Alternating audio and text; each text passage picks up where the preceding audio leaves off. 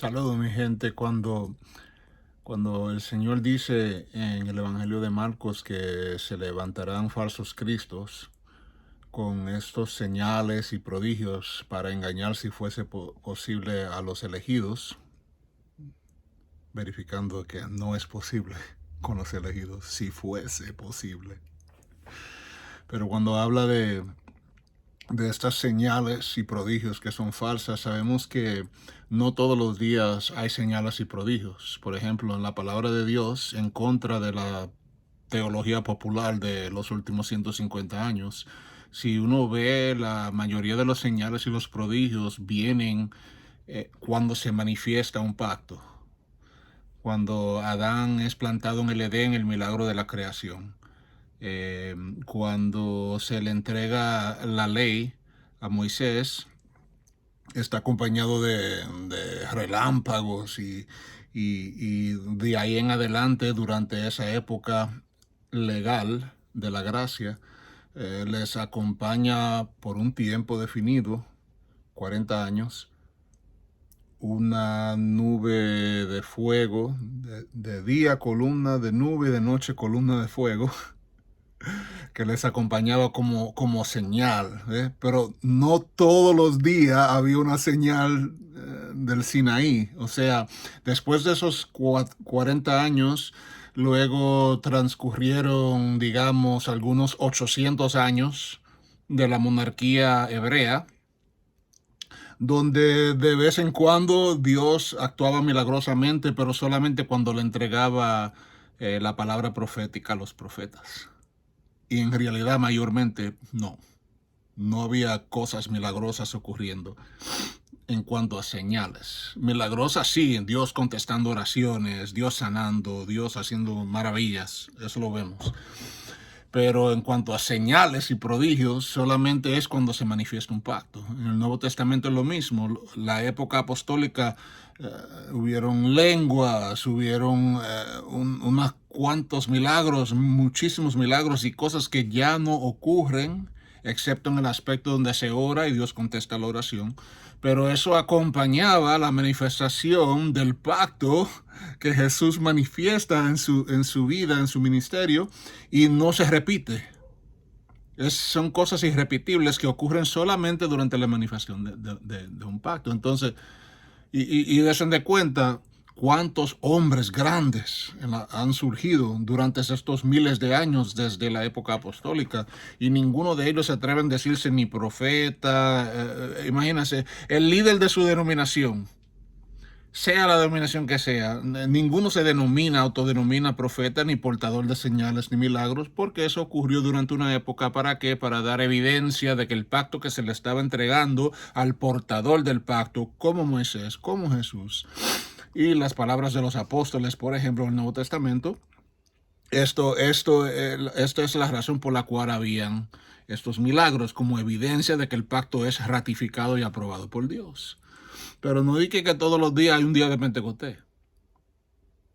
Ya eso sería ridículo. Más bien, a medida que somos bautizados en las aguas y nos unimos al cuerpo de Jesucristo, esa misma bendición del Espíritu Santo que se le ha dado a la iglesia, no a un individuo, a la iglesia, se nos transmite por la unión con Cristo y la aplicación del Espíritu Santo. No hay que ver un Pentecostés. Es un acto irrepetible que ratifica, es una señal, es un prodigio.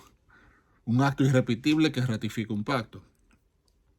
Entonces, ¿cuáles son estas señales y estos prodigios del cual habla el Señor Jesucristo?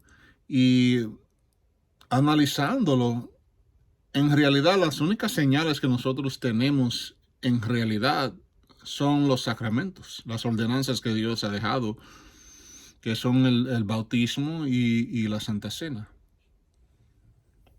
Esa es la forma en la cual Dios nos señala.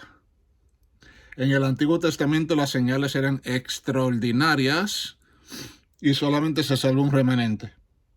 En el Nuevo Testamento se salva muchísimos más, ya que se le abre a todo el mundo el mensaje del Evangelio, pero en vez de usar un medio extraordinario, columnas de nubes, columnas de fuego, se usan medios ordinarios, la cena del Señor y el bautismo.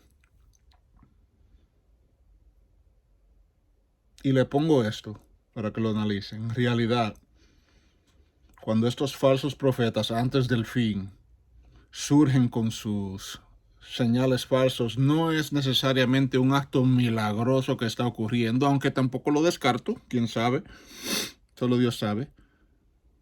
Pero en realidad, la administración falsa del bautismo y de la cena del Señor, por ejemplo, como muchos en la historia de la iglesia han dicho que estos sacramentos en sí no es que son medios de gracia, sino que ellos mismos son gracia, ellos mismos transforman y hacen cosas. Es una es tergiversar, es tomar la verdad de lo que dice la palabra de Dios y torcerla, es una señal falsa, ya que los sacramentos señalan. O decir que la cena del Señor es solamente un símbolo bruto. Solamente simboliza. Si solamente simboliza, no hay nada. O decir que la cena del Señor es la gracia de Dios. Eso mismo es lo que transforma y salva y hace unión con Dios. Son tergiversaciones de las señales que verdaderamente Dios nos ha dado, y eso es lo más rampante que hay. Así que no busquen que milagros en el desierto y cosas raras y mire lo que están haciendo por ahí, que señales falsas y Cristo viene. Sabemos que Cristo viene. En realidad, la mala administración de los sacramentos y la malísima teología alrededor de la cena del Señor y el bautismo, en realidad es la falsa señal que se está multiplicando más y más, especialmente durante los últimos 200 años con el surgimiento del evangelicismo. Ahí tienen una señal bastante contundente,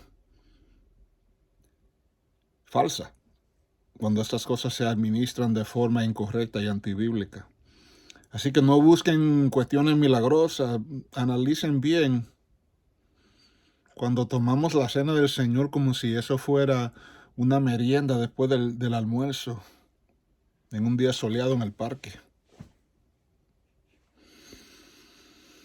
Y los errores grandísimos que hay tocante a esto, yo creo que son las señales falsas, porque se está señalando incorrectamente